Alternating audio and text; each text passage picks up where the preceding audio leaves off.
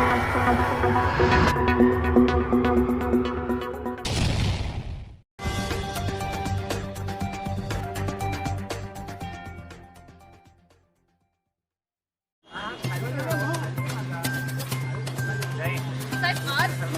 खरं तर मुंबईकर जे आहे ते मोठ्या प्रमाणात मुंबईच्या बाहेर गेलेले बघायला मिळत आहेत आणि एकूण आता जर ज्या पद्धतीनं तुम्ही कुटुंबासोबत मतदानाचा हक्क बजावलेला आहे अजूनही मुंबईकर जे आहे ते मतदानासाठी उतरलेले दिसून येत नाहीये.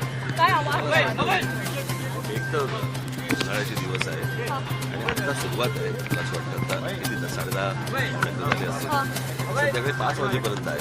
आपण 5 वाजेपर्यंत बघू किती मतदान होतंय ते. पण मला असं वाटतं जास्तीत जास्त मुंबईकर बाहेर पडून मतदान करतील अशी मला आशा आहे. शांततेत मतदान होणं गरजेचं आहे पण अनेक राजकीय पक्ष मतदान केंद्रावर जाऊन गोंधळ घालतानाही दिसून येत आहेत.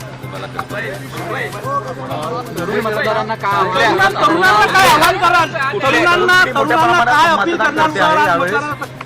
तेच घ्यायचा बेटा वाक्य आपलं मतदानाचा अधिकार बजवा. कळलं का?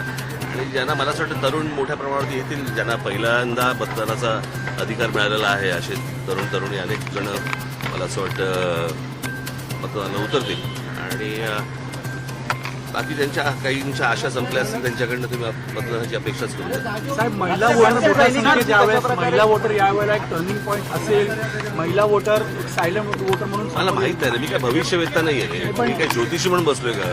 पण ज्या प्रकारे महिलांची संख्या आहे दुसऱ्या राज्यांमध्ये पाहिलेलं आहे की महिला गेम चेंजर होतात. ते येतील आता मतदानाला उतरतील. ठीक आहे. निवडणूक मुंबईसाठी महाराष्ट्रासाठी किती महत्वाची असं तुम्हाला वाटतं? कारण की वेगळी निवडणूक आहे, 2 पक्षाचे 4 पक्ष झाल्यानंतर किती महत्वाची आहे. हो. चला. चैनल को like, comment, share end subscribe जरूर